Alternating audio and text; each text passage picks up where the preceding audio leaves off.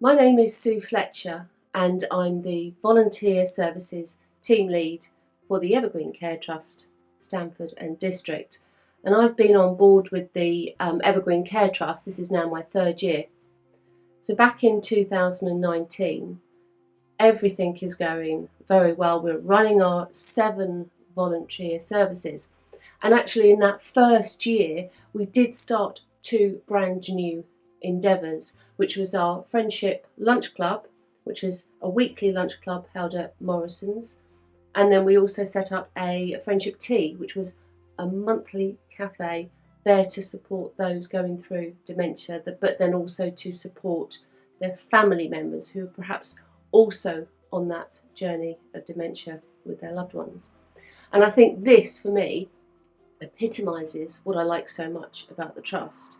We are continually adapting, we are flexible, and we respond to the needs that are coming to us from our communities out there in Stamford, Bourne and the surrounding villages. So our 7 voluntary services then are, or were, advocacy, chaplaincy and listening service, befriending service, clean team, friendship clubs, hand and nail, and hospital to home. So those are all running absolutely fine, weekly services that we are giving free of charge to our community. Then COVID hit.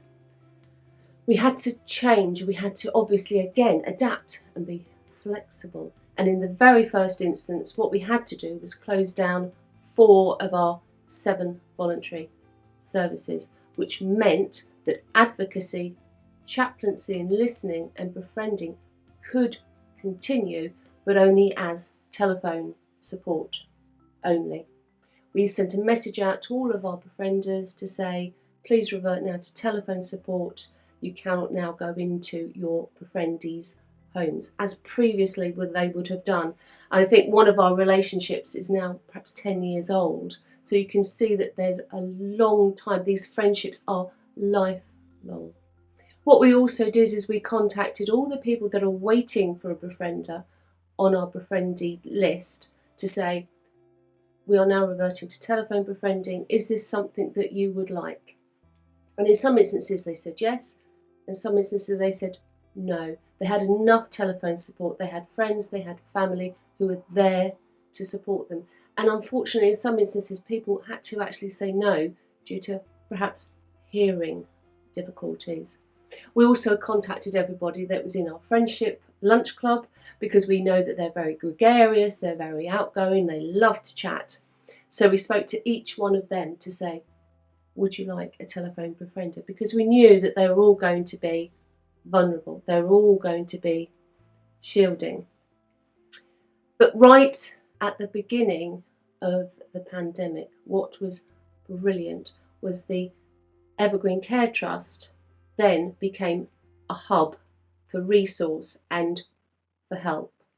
We had over 100 new volunteers coming to us to say, I am furloughed, I can shop, I can collect prescriptions, I can make phone calls, whatever it is you need to do, I can do. So we could take a list of all of their details and match them with somebody that needed help.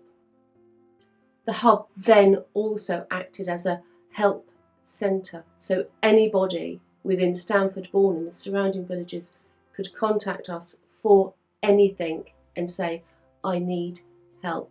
I could then put a note out to all of my volunteers or telephone person if I knew that that person was living quite close and say, can you help? And I can honestly say that in each instance the answer was always yes. It's been a very tough year, but incredibly rewarding from my point of view as a volunteer services team lead. And I think the other wonderful thing that's come out of the pandemic, now as a trust we always collaborate, we always partner wherever we can with agencies that are in the surrounding towns and villages. And one thing that has happened is we have been inundated with such generous donations. We've had hampers, goodie bags, frozen meals. And indeed, just leading up to Christmas, we had 1,000 items within the trust that we were able to distribute to our members, of course via our staff taking stuff out to their people, but then also our volunteers working incredibly hard just distributing. If it was biscuits, if it was a hamper, if it was a handmade Christmas card, just be able to get just those wonderful thoughts and kindness out to everybody we possibly could.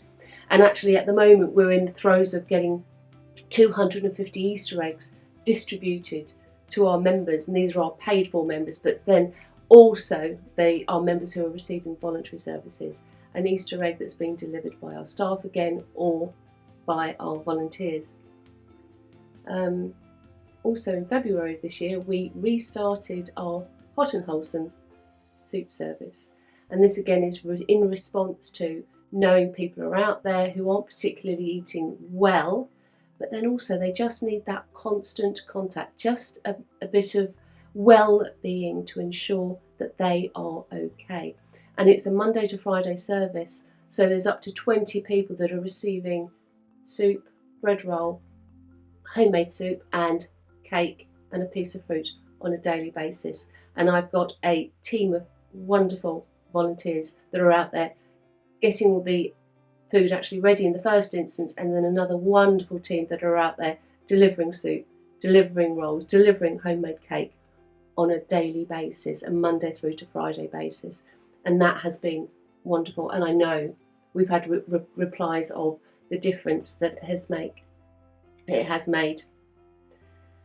So as we look to now reopening all our voluntary services, and in June and indeed in October we are belatedly celebrating our 15th birthday with an anniversary gala at Greetham Valley. So tickets are available on our website. So if you know about the trust and you already are a supporter of the trust, wonderful, please purchase a ticket, come along, let us say hello, let us say thank you so much for the support you give us. And if you don't know about the stuff at the trust and you're not involved, again, please contact us, come along to the gala and we can get to know you. And then you can be part of an organisation that is filled with and helps wonderful people. Thank you.